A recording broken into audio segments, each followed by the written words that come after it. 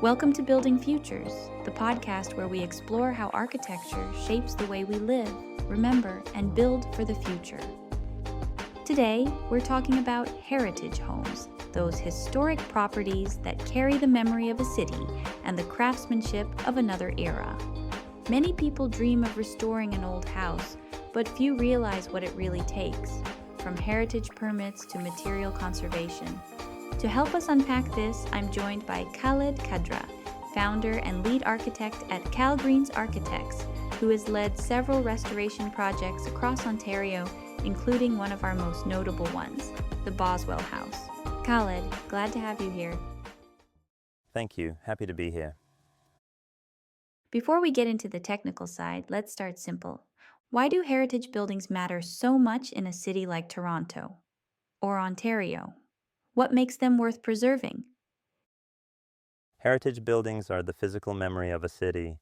They tell stories about how people lived, built, and adapted to their time. They're not just beautiful.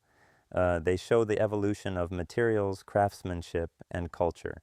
In a fast-growing place like Toronto, preserving them means keeping that sense of identity and continuity that connects communities to their roots.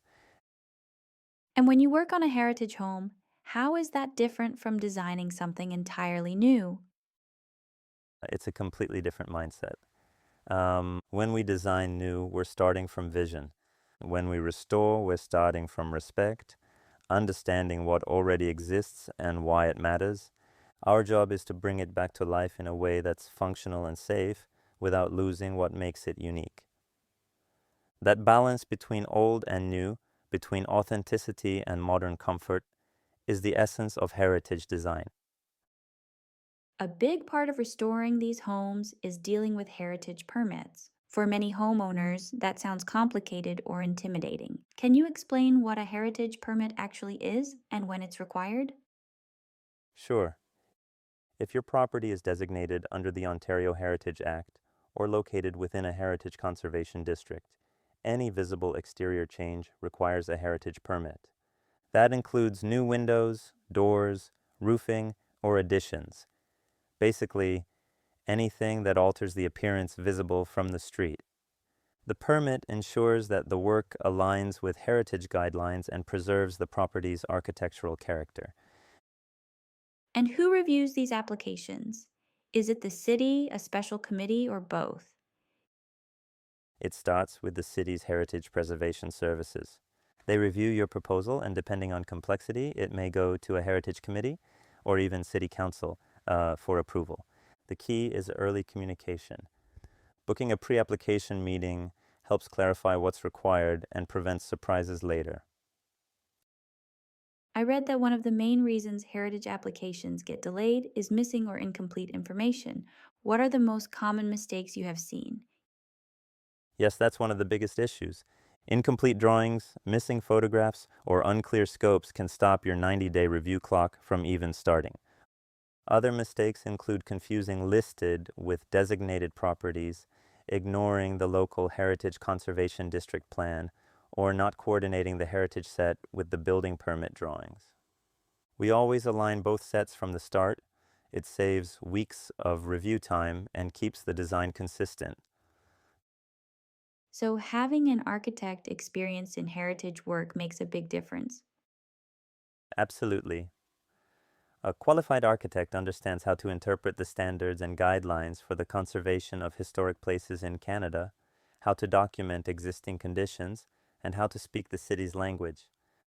We prepare full packages, existing and proposed drawings, keyed photos, and material profiles so the city sees that the design respects the building's character while meeting today's standards. Let's talk about the Boswell project, one of your most complex heritage restorations to date. Can you tell us a bit about the building and what made it so unique? Boswell was a late 19th century brick home with ornate woodwork and deep cornices, a lot of original character, but also years of neglect. The challenge was to bring the structure up to code without losing that craftsmanship. We reused original brick where possible, matched new mortar to the existing blend, and introduced modern insulation, and mechanical systems completely hidden within the existing frame.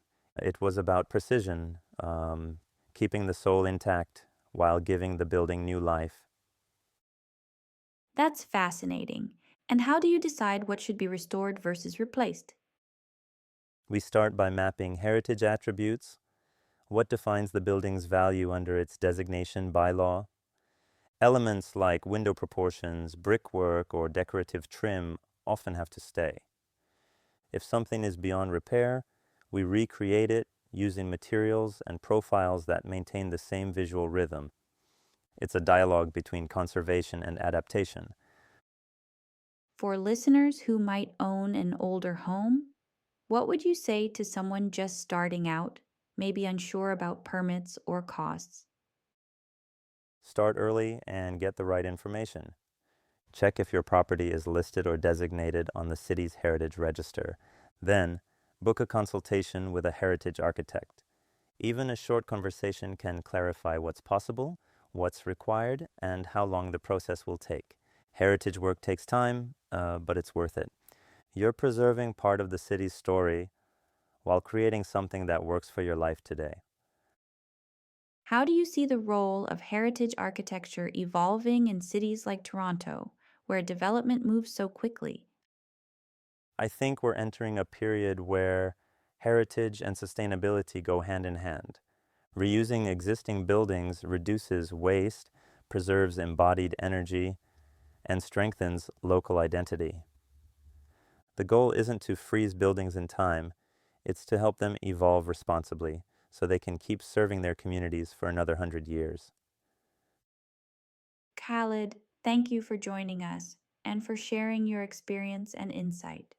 Restoring a heritage home clearly involves patience and precision, but also a lot of respect for what came before us.